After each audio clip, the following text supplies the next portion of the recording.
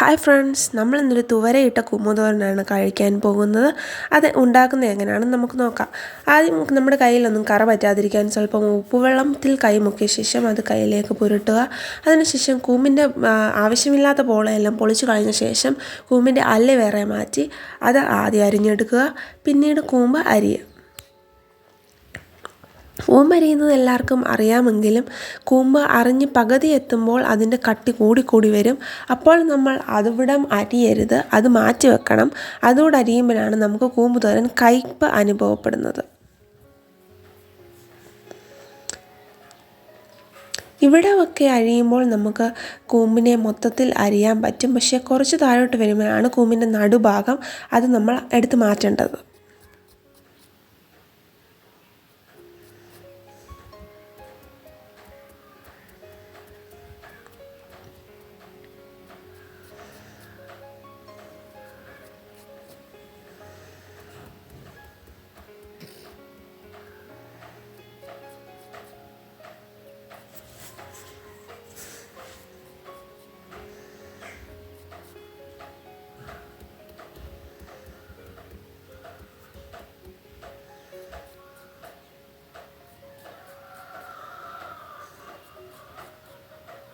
ഈ ഭാഗമൊക്കെ വരുമ്പോൾ കൂമ്പിൻ്റെ കട്ടി കൂടിക്കൂടി വരുന്നു.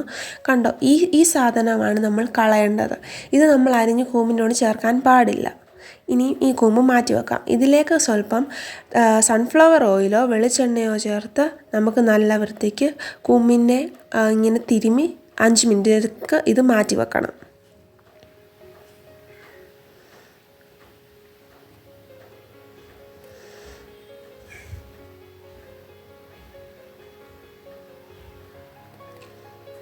ഇനി നമുക്ക് ഒരു പ്ലേറ്റിൽ കുറച്ച് തേങ്ങായും പച്ചമുളകും ഉള്ളവർ അതെടുക്കാം. പച്ചമുളകോ അല്ലെങ്കിൽ കാന്താരിയോ ജീരകമോ വെളുത്തുള്ളി മഞ്ഞൾ ഉപ്പ് കരിയാപ്പ് ഇതെല്ലാം ചേർത്ത് മിക്സിയിലിട്ട് തേങ്ങയുടെ കൂടെ അരയ്ക്കണം. ആദ്യം ബാക്കിയുള്ള സാധനങ്ങളെല്ലാം മിക്സിയുടെ അടിയിലിടണം. എന്നിട്ട് മുകളിലാണ് നമ്മൾ തേങ്ങ ഇടുന്നത്. കരിയാപ്പില വേണമെങ്കിൽ നമുക്ക് ഇതിൻ്റെ കൂടെ അരയ്ക്കാം, അല്ലെങ്കിൽ മാറ്റി വെക്കുകയും ചെയ്യാം. ഇവിടെ നമ്മൾ കരിയാപ്പില ഇതിൻ്റെ കൂടെ അരയ്ക്കുകയാണ് ചെയ്യുന്നത്.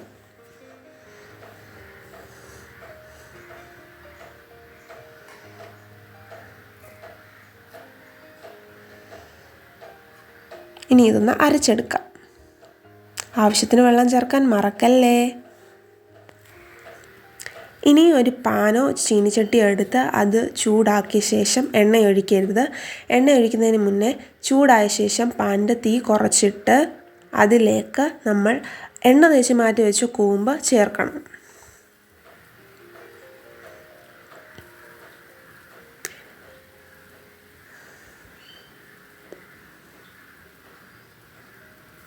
കൂമ്പ് മൊത്തം ചേർത്ത് കഴിയുമ്പോൾ അതിലേക്ക് കുറച്ച് തുവരയുടെ അളവ് നമ്മൾ ഒരു കയ്യിൽ അത്രയും തുവര എടുക്കണ്ട, അതിൽ കുറച്ചെടുത്താൽ മതി. അതെടുത്ത് 5 മിനിറ്റ് വെള്ളത്തിൽ കുതിർത്ത് അത് ആവശ്യത്തിന് വേവിട്ട് എടുത്ത് ഇതിലേക്ക് ചേർക്കണം. ഇനിയും ഇതിലേക്ക് നമ്മൾ അരച്ച് വെച്ചേക്കുന്ന നമ്മുടെ അരപ്പ് അതും നമ്മൾ ചേർത്ത് കൊടുക്കണം.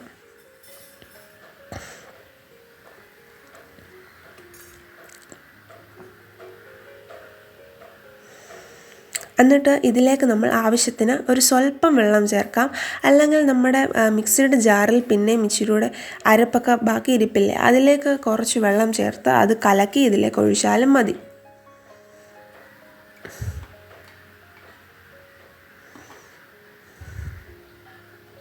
എന്നിട്ട് ഇത് അടച്ച് 5 മിനിറ്റ് നേരത്തേക്ക് ഇതിൻ്റെ വെള്ളം പറ്റാൻ നമുക്ക് വെക്കാം. ഇനി നമ്മൾ കടു വറുക്കാനുള്ള വറ്റൽമുളകും ചെറുള്ളിയും കരിയാപ്പിലയും ഒക്കെ എടുത്ത് മാറ്റി വെക്കണം. ഈ സമയം കൊണ്ട് ഈ നമ്മുടെ കൂമ്പ് തോരൻ വെള്ളമെല്ലാം പറ്റി നല്ലതായിട്ട് ഇരിക്കും. ഈ വെള്ളം പറ്റി കഴിയുമ്പോൾ നമ്മൾ ഒരു കമ്പി വെല്ലവും എടുത്തിട്ട് ഇങ്ങനെ ഇതിനെ ഒന്ന് ചുരുട്ടി കൊടുക്കണം. അപ്പോൾ ഇതിനകത്ത് എന്തെങ്കിലും നാരുണ്ടെങ്കിൽ അത് കമ്പിയിലൂടെ ഇങ്ങി പോവും. 2-3 തവണ ഇങ്ങനെ ചുരുട്ടി കൊടുത്താൽ മതിയാകും. ഇത് കഴിയുമ്പോൾ തീ ഓഫ് ചെയ്യണം. എന്നിട്ട് വേറൊരു പാൻ എടുത്ത് അതിലേക്ക് അത് ചൂടാകുമ്പോൾ സ്വല്പം വെളിച്ചെണ്ണ ഒഴിച്ച് കടുക് പൊഴിക്കണം.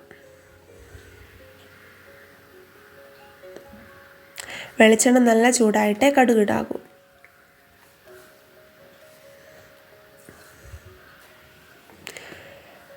കടുക് നല്ലതായിട്ട് പൊട്ടിയതിന് ശേഷം മാത്രമേ നമ്മൾ കടുക് വറക്കാനുള്ള സാധനങ്ങൾ അതിലേക്ക് ഇടാവൂ. നടുക്ക് എണ്ണയില്ലാത്ത ഭാഗത്തൊക്കെ കടുക് ഇരിപ്പുണ്ട്. അപ്പോൾ അതൊക്കെ നമുക്കൊന്ന് ഇളക്കി കൊടുക്കാം.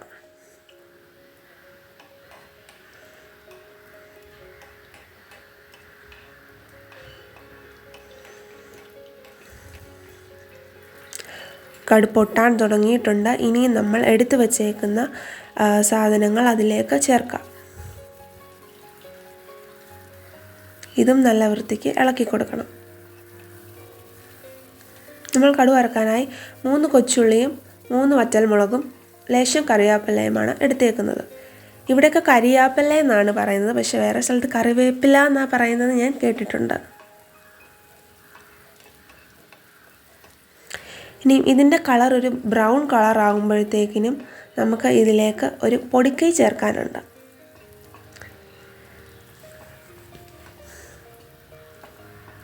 കളറിപ്പം മാറി മാറി വരുന്നുണ്ട്. ഇതിൻ്റെ കളർ ഇച്ചിരി കൂടെ ബ്രൗൺ ആകുമ്പോഴത്തേക്കിനും നമുക്ക് ലേശം അരി എടുത്ത് ഇതിലേക്ക് ചേർക്കണം. കണ്ടോ, ഈ കളർ ആകുമ്പോഴത്തേനും നമ്മൾ തീ കുറച്ചിട്ട് ലേശം അരി ഇതിലേക്ക് ചേർക്കാൻ പോവുകയാണ്.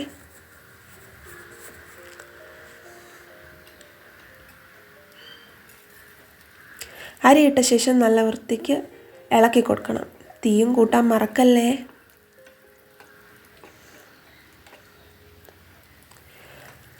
അരി എണ്ണയിൽ കിടന്ന് പൊട്ടി അരിയുടെ കളർ മാറുന്നത് നമുക്ക് കാണാൻ സാധിക്കും.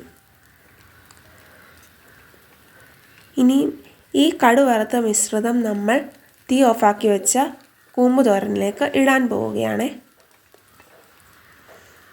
അരിയെല്ലാം പൊട്ടിയെന്ന് ഉറപ്പ് വരുത്തിയ ശേഷം അത് കരിഞ്ഞു പോവാതെ പെട്ടെന്ന് കൂമ്പ് തോരനിലേക്ക് മാറ്റണം.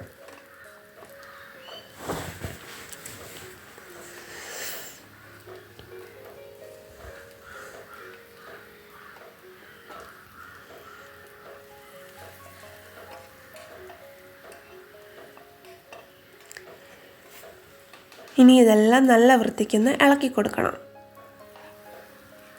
ഇത്രയേ ഉള്ളൂ. അപ്പം നമ്മുടെ കൂമ്പ് തോരൻ റെഡിയായി.